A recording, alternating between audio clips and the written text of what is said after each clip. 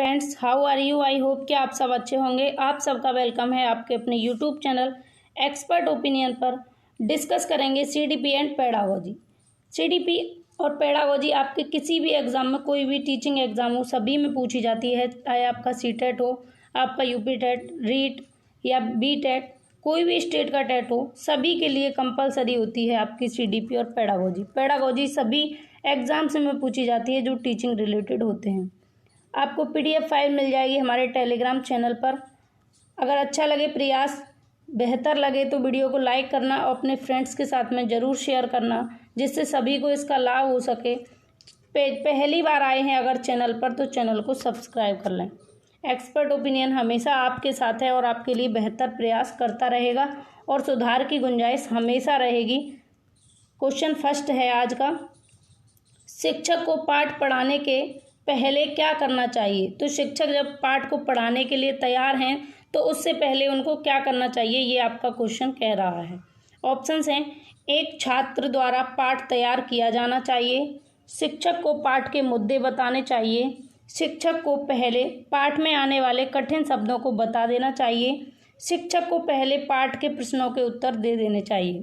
तो आप इसका राइट आंसर लगाएं जल्दी से। क्या होगा इसका राइट आंसर? होगा ऑप्शन सेकंड। ये सबसे ज़्यादा पॉजिटिव है, क्योंकि अगर प्रश्नों के उत्तर शिक्षक ही दे देंगे तो फिर क्या बात हुई, पढ़ाने का कोई मतलब नहीं है। यहाँ से ये ऑप्शन बिल्कुल गलत हो गया। और पहले ही कठिन शब्दों को बता देना जबकि पाठ पढ़ाया नहीं है, ये भी नहीं होगा। और एक छात्र द्वारा पाठ तैयार किया जाना चाहिए, ये बिल्कुल भी नहीं होगा। तो यहाँ पर सबसे ज़्यादा सटीक ऑप्शन है सेकंड, शिक्षक को पाठ के मुद्दे बता देने चाहिए।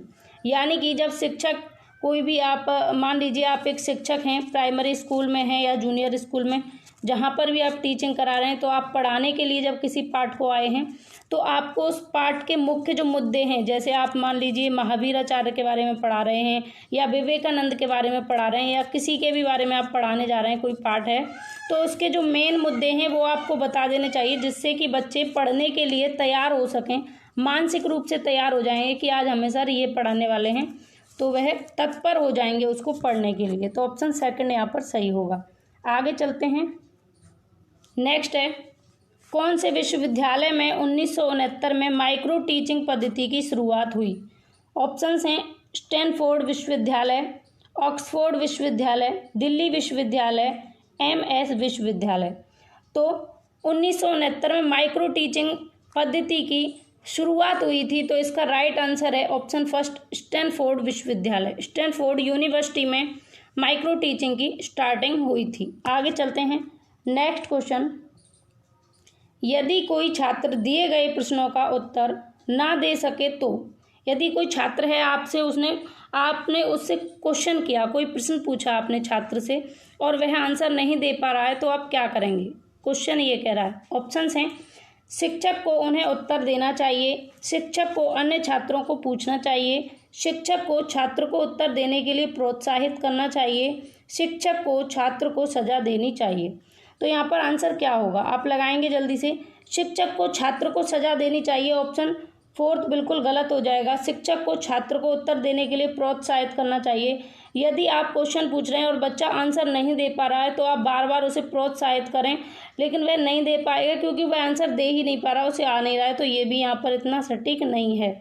शिक्षक को उन्हें उत्तर देना चाहिए, ये भी सटीक नहीं होगा। यहाँ पर ऑप्शन सेकंड ज़्यादा पॉजिटिव है, ज़्यादा सही है, ज़्यादा सटीक है। कैसे? शिक्षक को अन्य छात्रों से पूछना चाहिए। जैसे मान लीजिए आपने किसी स्टूडेंट से क्वेश्चन किया, वह नहीं बता पाया, तो आप एक शिक्षक के तौर पे क्या करेंगे कि दूसरे बच्चे को खड़ा करेंगे और पूछेंगे कि बेटा आप बताइए। अगर वो भी नहीं बता पाते हैं तो तीसरे को खड़ा करेंगे, बेटा आप बताइए। और ये प्रक्रिया आप तब तक जारी रखेंगे एक शिक्षक के रूप में जब तक कि सही आंसर आपको नहीं मिल जाता किसी बच्चे के थ्रू। इस तरीके के प्रश्नों को पूछने की प्रक्रिया, इस तरीके के प्रश्नों को अनुशीलन प्रश्न कहते हैं। ठीक है, अनुशीलन क्वेश्चंस कहते हैं। यानी कि आपने क्वेश्चन किया और फिर जहां आपको सही आंसर मिला, मान लीजिए किसी एक बच्चे ने सही आंसर दिया, तो उन सभी बच्चों से आप कहेंगे कि ये सही आंसर है, तो वह बच्चा उन बच्चों से सीखने का प्रयास करेगा और बच्चों से बेहतर तरीके से सीख सकेगा। तो शिक्षक को अन्य छात्रों से प्रश्न पूछना चाहिए, ये यहाँ पर ज़्यादा सटीक आंसर होगा। आगे चलते हैं। नेक्स्ट, यदि आप अपनी शिक्षण क्षमताओं का अनुमान लगाना चाहते हैं तो उत्तम होगा। यदि आप एक शिक्षक हैं और शिक्षण क्षमताओं का आप अनुमान लगाना चाहते हैं तो सबसे ज़्यादा बेहतर तरीका क्या होगा? ऑप्शंस हैं, अपने घर के बच्चों को कुछ दिन पढ़ाएं तथा स्वयं की क्षमता का पता लगाएं। सेकंड है, प्रौढ़ शिक्षा केंद्र पर जाकर अपनी क्षमता का पता लगाएं। थर्ड है, अपने अनुभवी अध्यापकों से वार्तालाप करें। फोर्थ है, आप ट्यूशन पढ़ाएं तथा ज्ञात करें। तो आप राइट आंसर लगाएंगे जल्दी से। यहाँ क्या होता है पेडागोजी में कि ज़्यादातर आपके सभी ऑप्शन सही होते हैं, लेकिन आपको सबसे बेहतर को टिक करना होता है। यही खेल होता है पेडागोजी का। तो आप अपने घर के बच्चों को कुछ दिन पढ़ाएं और स्वयं की क्षमता का आकलन करें। ये यहाँ पर इतना सटीक नहीं है, क्योंकि अपने घर के बच्चों को पढ़ाकर आप अपनी क्षमता का आकलन नहीं कर सकते। घर पर पढ़ाने में और एक विद्यालय में या कहीं बाहर किसी संस्था में पढ़ाने में बहुत अंतर होता है। सेकंड है, प्रौढ़ शिक्षा केंद्र पर जाकर अपनी क्षमता का पता लगाएं। ये भी इतना सटीक नहीं है। और आप ट्यूशन पढ़ाएं और ज्ञात करें, ये भी यहाँ पर सही नहीं है।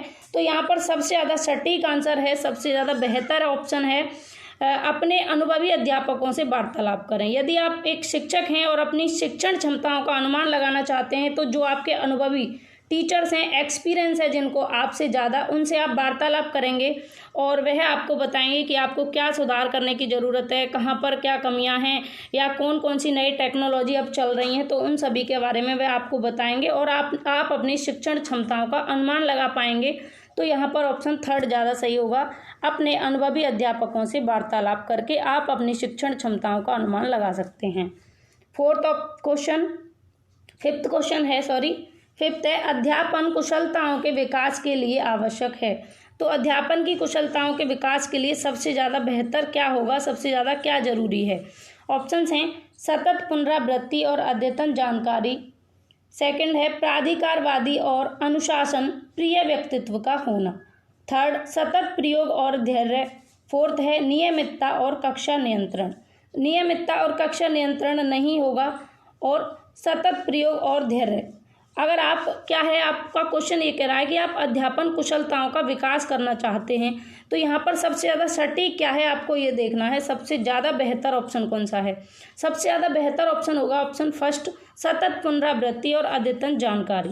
अपने अध्यापन की कुशलताओं का विकास करने के लिए आपको सतत पुनरावृत्ति करनी है, बराबर अभ्यास करना है। तो आपका क्या है, एक्सपीरियंस बढ़ेगा और जो आप में कमियां हैं उनमें सुधार भी होगा पुनरावृत्ति करने से और अभ्यास करने से। अद्यतन जानकारी का मतलब जो नवीन जानकारियां हैं, नवीन टेक्नोलॉजी जितनी भी विकसित हो रही है उसके बारे में आपको अवेयर रहना है। इसी तरीके से आपके अध्यापन कुशलताओं का विकास होगा बहुत बेहतर तरीके से। आगे चलते हैं। नेक्स्ट, शिक्षण में प्रश्नावली का कौशल बहुत जरूरी है। तो शिक्षण में प्रश्नावली का कौशल किस लिए जरूरी है ये बताएंगे आप। ऑप्शंस हैं, शिक्षण में विद्यार्थियों के क्रियात्मक भाग लेने को निश्चित करने में, विद्यार्थियों को तथ्य याद करने में, विद्यार्थियों को अनुशासित करने में, विद्यार्थियों को इम्तिहान के लिए तैयार करने में। तो आप ये जान लें, पहली बात तो ये है कि आप अगर सीटेट देने बैठे हैं तो पहले आपको ये ध्यान रखना है कि बच्चे को आपको किसी भी तरीके के कोई तथ्य को रट्टा नहीं लगवाना है, याद नहीं करवाना, इसलिए ऑप्शन सेकंड बिल्कुल गलत हो जाएगा। विद्यार्थियों को अनुशासित करने में ये भी आपका ऑप्शन गलत हो जाएगा, क्योंकि यदि आप ज़्यादा अनुशासन पर ध्यान देंगे तो वह सक्रिय रूप से नहीं सीख पाएंगे विद्यार्थी।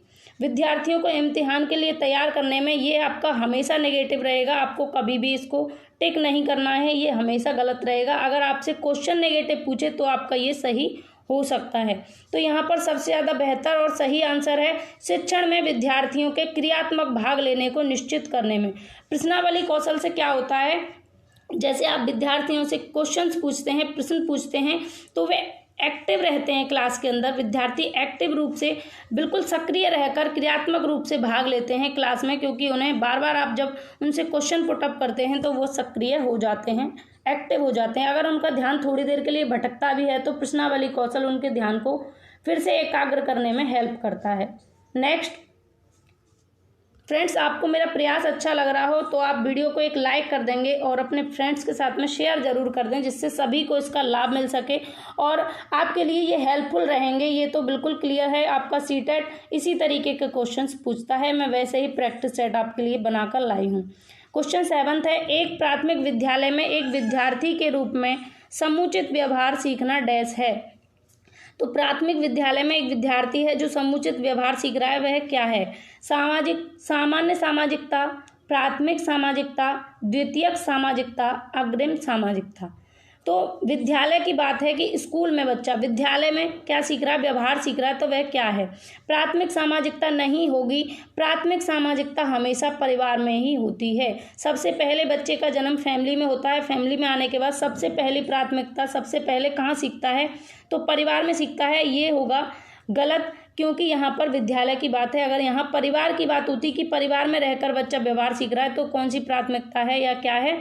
तो हो जाती प्राथमिकता, ठीक है, फर्स्ट प्राथमिकता हो जाती। लेकिन जब विद्यालय में व्यवहार सीख रहा है तो आपकी यहाँ पर द्वितीयक प्राथमिकता होगी, द्वितीयक सामाजिकता होगी। यानी कि द्वितीयक सामाजिकता में विद्यालय आएगा और प्राथमिक सामाजिकता में हमेशा परिवार आएगा। परिवार कभी भी द्वितीयक नहीं होगा और विद्यालय कभी भी प्राथमिक नहीं होगा, ये आपको ध्यान रखना है। आगे चलते हैं, नेक्स्ट क्वेश्चन। निचली कक्षाओं में सीखने को बढ़ावा देने का सबसे अच्छा तरीका है। तो प्राइमरी लेवल पर आप सीखने को बढ़ावा दे रहे हैं, अधिगम को बढ़ावा देने के लिए आपको सबसे अच्छा तरीका क्या करना चाहिए? किस तरीके से बच्चा सबसे ज़्यादा बेहतर तरीके से सीख सकेगा? ऑप्शंस हैं, सीखने के प्रत्येक चरण में प्रोत्साहन देना, गणित में अभ्यास, थर्ड ऑप्शन उपहार पाए विद्यार्थियों की प्रशंसा करना, और सामग्री को शिक्षार्थियों के जीवन से जोड़ना। तो आपको ये ध्यान रखना है कि आप उपहार पाए विद्यार्थियों की अगर प्रशंसा करते हैं तो जिन्हें उपहार नहीं मिला वो तो डिमोटिवेट हो जाएंगे, उनका तो मनोबल कम हो जाएगा। इसलिए ये ऑप्शन तो गलत हो गया आपका थर्ड। सीखने के प्रत्येक चरण में प्रोत्साहन, तो प्रत्येक चरण में प्रोत्साहन नहीं देना है आपको, क्योंकि बच्चा कभी कभी गलत चीज़ें भी सीखता है और कभी अच्छी चीज़ें भी सीखता है। तो अगर वह गलत सीख रहा है, क्योंकि बात सीखने की है, सीखना तो सभी तरीके का होता है, अच्छा बुरा सभी तरीके का सीखते हैं समाज में रहकर, और आपको प्रत्येक चरण में प्रोत्साहन नहीं देना है। आपको ये ध्यान देना है कि बच्चा सीख क्या रहा है। अगर अच्छा सीख रहा है तो प्रोत्साहित करें, गलत सीख रहा है तो उसे वहीं पर रोकने का टोकने का प्रयास करेंगे, समझाने का प्रयास करेंगे, उसे निर्देश देंगे। गणित में अभ्यास यहाँ पर इतना सटीक नहीं है, तो यहाँ पर सबसे ज़्यादा बेहतर ऑप्शन है सामग्री को शिक्षार्थियों के जीवन से जोड़ना। आपको कहीं पर भी अगर ये विद्यार्थियों के जीवन से जोड़ने वाली बात आए या परिवेश से जोड़ने की बात आए तो उस ऑप्शन को आपको हमेशा टिक करना है। अगर आपका क्वेश्चन अगर आपका पॉजिटिव है तो यही ऑप्शन आपका सही होगा। आगे चलते हैं, नेक्स्ट। सामाजिक संरचनावादी दृष्टिकोण के अनुसार अध्यापक की भूमिका डैश होती है। तो सामाजिक संरचनावादी दृष्टिकोण के अनुसार अध्यापक की भूमिका क्या होती है? ऑप्शंस हैं, मूल्यांकन, व्याख्याता, प्रशिक्षक, उपरोक्त में से कोई नहीं।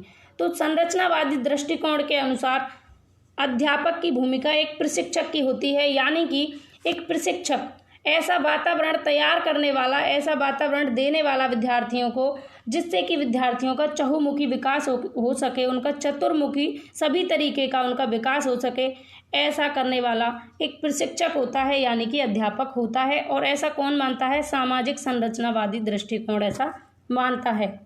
आगे क्वेश्चन 10, विद्यालयों में आजकल ज़्यादा बल दिया जा रहा है। तो विद्यालयों में आजकल ज़्यादा किस चीज़ पर बल दिया जा रहा है? रटने की प्रवृत्ति पर, मानसिक ज्ञान वृद्धि पर, ज्ञान संग्रह पर, समस्या समाधान पर। अब देखिए यहाँ पर आप फंस सकते हैं, आप जल्दी से आंसर लगाएंगे सही। रटने की प्रवृत्ति तो बिल्कुल गलत हो जाएगी आपकी, क्योंकि रटने पर रट्टाफिकेशन को सीटेट बिल्कुल नकारता है। रट्टा तो आपको बिल्कुल नहीं लगवाना है, रट्टा बिल्कुल नेगेटिव पॉइंट है, ध्यान रखना है। अब ये 3 ऑप्शन है, इनमें आप कंफ्यूज होंगे, जल्दी से आप आंसर लगाएं। और ऐसा आंसर आपको ढूंढना है, ऐसा ऑप्शन ढूंढना है जो होलिस्टिक हो, यानी कि उसी में दोनों ऑप्शंस भी समाहित हो जाएं। तो इसका राइट आंसर क्या होगा? इसका राइट आंसर होगा ऑप्शन सेकंड, मानसिक ज्ञान वृद्धि पर। यानी कि आजकल विद्यालयों में ज़्यादातर मानसिक ज्ञान वृद्धि पर बल दिया जा रहा है। आप ध्यान रखेंगे कि जब बच्चे की मानसिक ज्ञान में वृद्धि हो जाएगी, जब उसके मानसिक ज्ञान में वृद्धि हो जाएगी तो वह समस्या का समाधान स्वतः ही कर लेगा, और उसके ज्ञान, जब मानसिक ज्ञान में वृद्धि होगी तो ज्ञान का संग्रह भी खुद से ही कर लेगा। इसलिए ऑप्शन सेकंड यहाँ पर ज़्यादा बेहतर है, और ये दोनों ऑप्शन इसी में इंक्लूड हैं। नेक्स्ट, भोजन, पानी, नींद मास्लो के अनुसार कौन सी आवश्यकता है? तो ऑप्शंस हैं इसके, जैविक या शारीरिक आवश्यकता, सुरक्षा आवश्यकता, प्रेम या लगाव की आवश्यकता, स्व यथार्थीकरण। तो आपको जल्दी से आंसर लगाना है और आंसर इसको बिल्कुल भी आप गलत नहीं करेंगे, क्योंकि मास्लो की थ्योरी हम डिस्कस कर चुके हैं और जिन लोगों ने मास्लो की थ्योरी देखी होगी वो इस क्वेश्चन का आंसर बिल्कुल भी गलत नहीं करेंगे, और जिन्होंने नहीं देखी है वह चैनल पर जाकर देख सकते हैं। प्लेलिस्ट बनी हुई है सीटेट थियरी के नाम से, सीटेट 2020 स्पेशल थियरीज, आप जाकर देखेंगे मैस्लो की थ्योरी वहाँ पर है और आपको बहुत अच्छे से समझ में आएगी। मैस्लो ने बातें कही हैं, 5 आवश्यकताएं बताई हैं मनुष्य की, 5 आवश्यकताएं, जिसमें पहली आवश्यकता बताई थी जैविक आवश्यकता या शारीरिक आवश्यकता, दूसरी थी सुरक्षा की आवश्यकता, तीसरी थी प्रेम या लगाव की आवश्यकता और चौथी थी सम्मान की आवश्यकता, पांचवी थी स्व यथार्थीकरण की आवश्यकता।